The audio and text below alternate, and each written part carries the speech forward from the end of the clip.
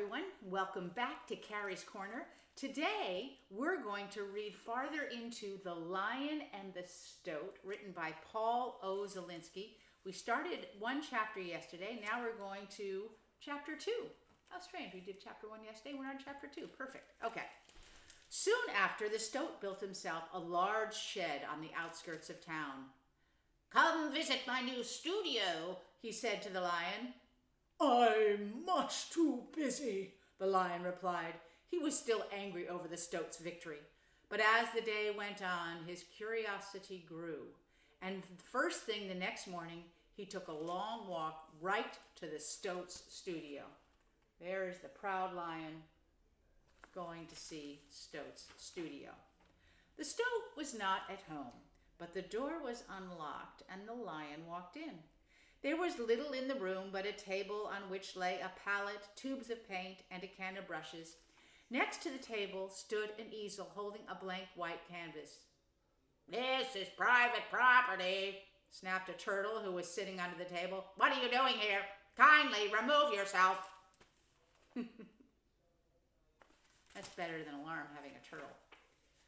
The lion growled. "Do you know whom you are talking to?" He picked up a brush, squeezed some paint on it, and said, "Tell your artist to look at this canvas. He will know who was here." Then he painted a very thin, straight line across the exact middle of the canvas and left. It's hard to paint a straight line just with your hand like that. Soon the Stoat came home. "Thanks for keeping an eye on the place," he said to the turtle. Then he saw the canvas. "What is this?" he asked. "Some fellow was here," said the turtle. "He said you'd know who it was when you saw the canvas." "Ah, yes," said the Stoat, "and if I know him, he'll be back. Tell him, when he comes, that there is a message for him on the canvas." The Stoat dipped a brush in a different color and painted another, even thinner line over the one the lion had made. It cut the first line right through the middle. Then he went out again. Whew. This is getting competitive. They're both really good artists. That very afternoon, the lion returned. "There's a message for you on the canvas," said the turtle. The lion looked at the canvas. "That's not bad," he said. "However," and he painted a third line over the other two. It was so thin it was almost invisible. It cut both the other lines straight through the middle. The lion returned to town, smiling to himself. There he is, sneaking out the door.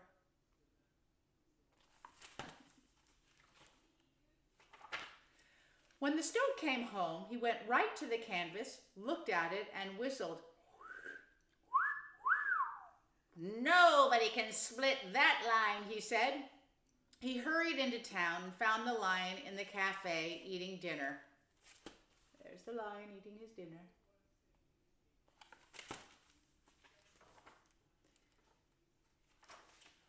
"I give up," the Stoat said. "You've painted the finest line I have ever seen." "Thank you," said the lion. "I do believe it may be the finest line ever painted. Won't you join me for dinner?" And the Stoat did. Before dinner was over, they had decided to give the painting to the National Museum, where it hangs to this day. They call it the Three Lines, because unless you look carefully, you may think there is only one. Chapter 3. The next year, the town hall, which was very old, collapsed. Uh-oh.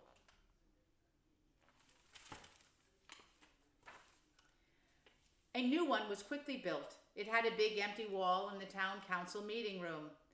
"We need a painting for this wall," the council decided when it met. A council bird raised his wing. "We have two fine painters in this town, the Lion and the Stoat," he said. "Why don't we commission one of them to do a painting?" "Let the Lion and the Stoat each make a painting," the mayor suggested. "Something impressive, then we can choose the better one." The council approved and both artists agreed to the plan. Okay. The lion thought, "I will surely win this one. All I need is the right subject." The lion had many ideas, but none of them seemed good enough. The Stoat thought, "Mine has got to be the best. But should he paint this? But but should he paint this or that?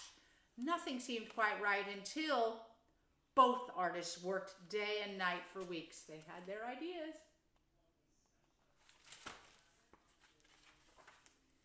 On the day the choice was to be made, a crowd gathered at the new town hall. The mayor stood at the top of the steps to greet the artists.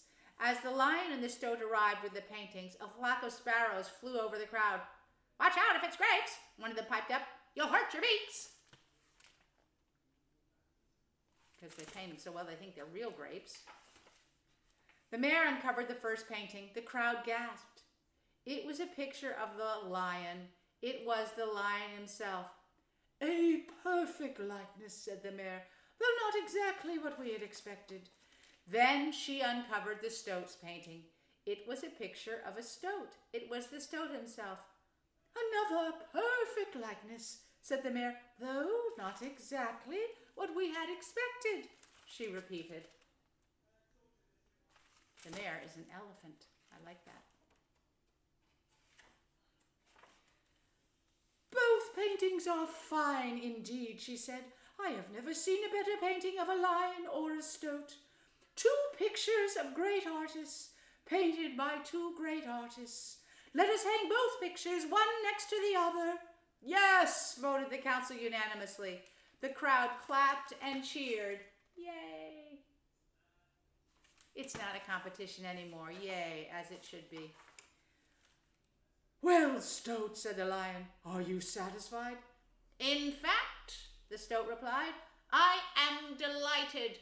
"So am I," said the lion. "Delighted, but hungry. Shall we celebrate our victory with a nice lunch?" "Yes, indeed," replied the Stoat. "And by the way, may I suggest something? Let's forget about contests from now on." "Agreed," said the lion. And off they went to eat.